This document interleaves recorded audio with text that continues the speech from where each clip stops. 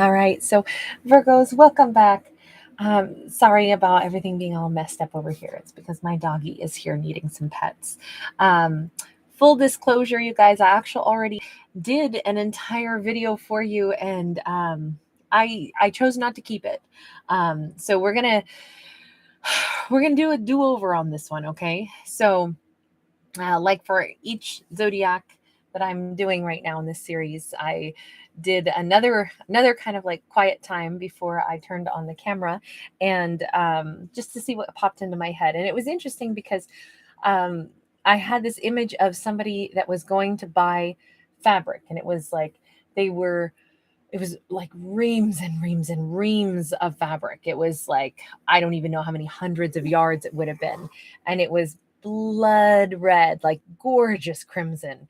I would say it was kind of like silk, um, wide, wide, wide. And somebody just kept like, they were like, no, more, more, more. Yeah, and they just kept wanting like the most fabric possible. I was filling the back of this pickup truck, and I don't know when they were going to finally like take the scissors and cut it and be like, okay, that's plenty. But that's what the storyline was. So somebody was, red is a color of passion. It's a color of like desire. It's a color of, even an action, bold, vibrant color, right?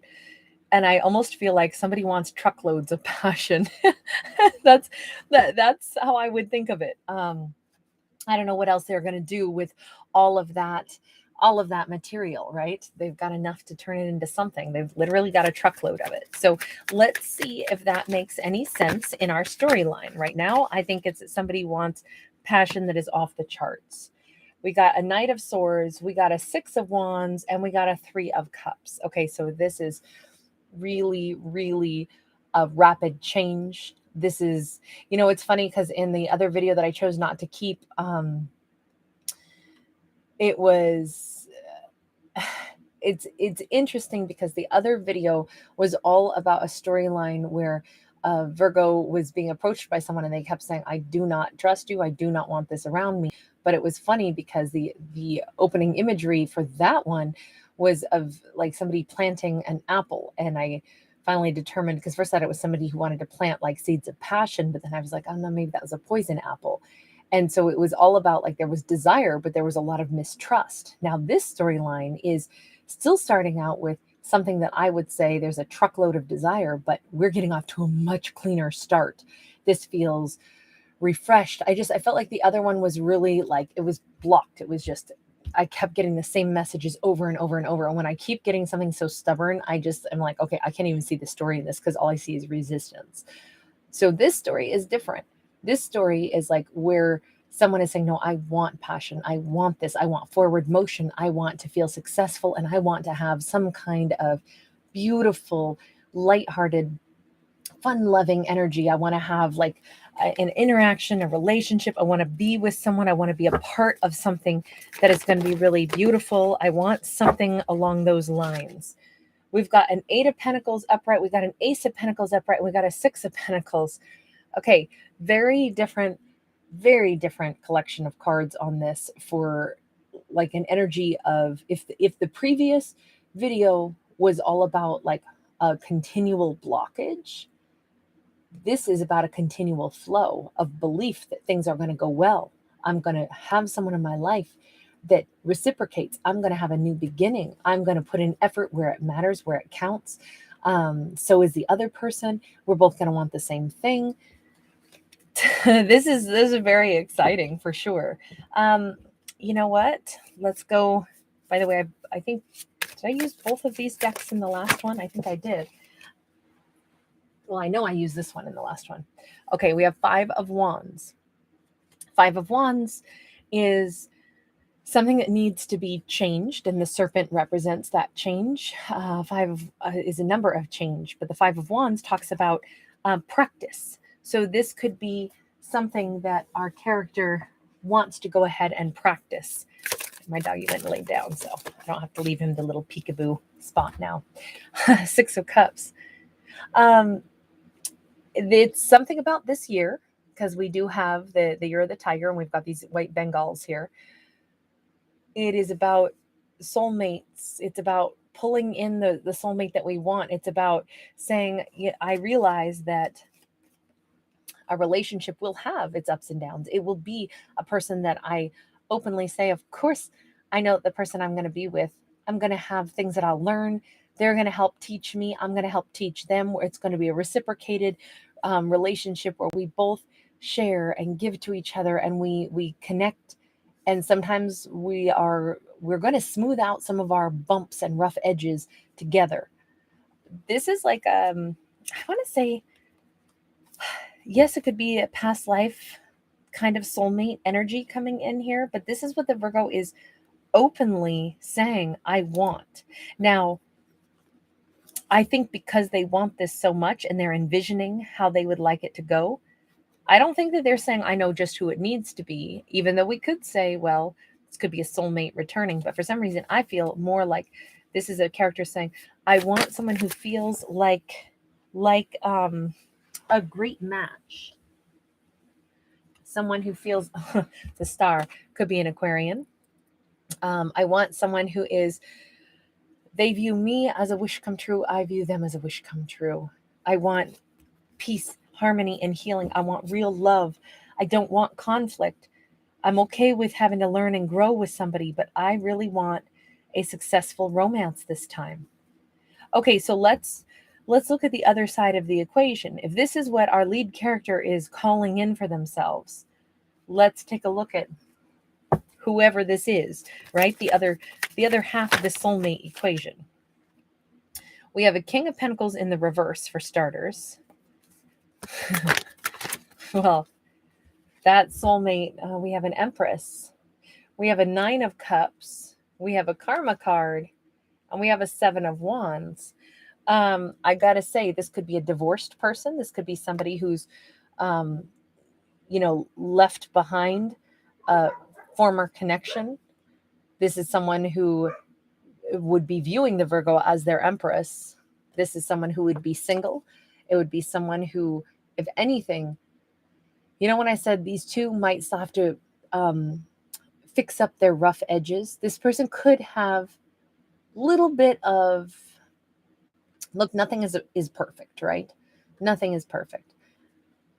But if they are a little raggedy here and there on the edges, maybe because, this person could even have a little tiny bit of bitterness if they lost some sense of stability because of an ending somewhere in their life. They maybe, they reclaimed some of their happiness as a single individual, but they know what the Virgo is worthy of. They know what the Virgo is worth. But at the same time, this is like a blessing for them to meet someone who's like a really good person. So let's put it this way. If this is just for the sake of talking about this, say it's a masculine, and this masculine once upon a time was like a total giver. The heck, they could be a Virgo. They were somebody who gave and gave and gave in a relationship, and they might have got shafted. This could be a masculine who had a terrible divorce. This could be somebody who got played like a violin and used by an ex, and they really lost a lot. And they meet the Virgo, and that's probably why they know, wow, you are nothing like that ex I knew. And this person is single, footloose, fancy free. Now, they might have adopted like a lot of bachelorette tendencies where it's like, they only have ketchup in the refrigerator and, some beers or something. They take off around the holidays every year and just go on a cruise instead of like have a family holiday gathering thing. They might have just kind of like shifted into totally singlehood. But then meeting this Virgo could bring about a different perspective for them. They might realize that, wow, okay, so if this is a relationship that I would want to be in, if this is the balancing of the scales. Once upon a time, I did not have a partnership that I enjoyed. Once upon a time, I gave and gave, got nothing in return. And then I finally just started out looking out for number one. But in reality, I would like to change some things. I would like to be a part of Virgo's world, maybe. This person might really want to be a part of Virgo's world, but it could take an adjustment period. They might have some things that they would need to to change. Two of Wands, to the point of like, you know, how would this work? How would these two come together? Where would they live? Do they move in together here? Maybe this person travels a lot. Maybe this person, we have an Emperor and we have a Nine of Wands. This person, it's amazing. They might have said, I will never get married again. Never. I never want to get married again. It's so funny because this is like a little bit of the opposite side of the storyline that I chose not to keep, by the way, because I told you there was all this resistance. No, no, no. And now the no, no, no was coming on the side of this masculine, but they meet the Virgo and they're like, I already know that you are marriage material. You are nothing like my ex. I know all that, but my gosh, I've been single. I've been solo. Oh my gosh, what do I do with this Virgo? I realized the universe has gifted me the Virgo. I realized there would be a lot of life changes I would have to make. And so if I don't make life changes to be with this Virgo, then I can't have this Virgo at all, because this Virgo deserves a real partner. You know what? I want to be a partner to this Virgo. I want to be this Virgo's emperor. I will give real romance and real love. Sorry about my dog. A second chance. I will give into the idea of really committing myself all over again. And I think this is somebody who swore they would never do it again. They'd never get married again.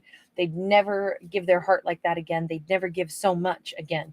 And they realize that the Virgo is the person that they could do this with and have success with. So we have a matched pair. We've got an Emperor and an Empress now.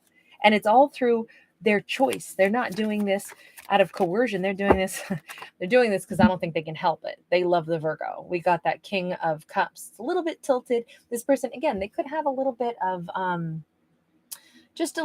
they could be a little rusty on I almost feel like this is a person who like cares deeply but is a little bit gruff. It's like they may have a tendency to say things that almost sound like like they reject the softness, but in fact they love it. And their caring is obvious, even though they may be grumbling, saying one thing, but they're doing the other thing. It's like they say, I don't want to go to this event. There's going to be people there, but because you want me to go, I guess now I have to go. And does this look good enough? Can you please help me dress? I don't want to embarrass you. It's like that person who grumbles and grumbles, but all the while they're doing the thing to like show that they really, as long as they're with Virgo, they're fine with it, and they just may be a little bit of a grumbler.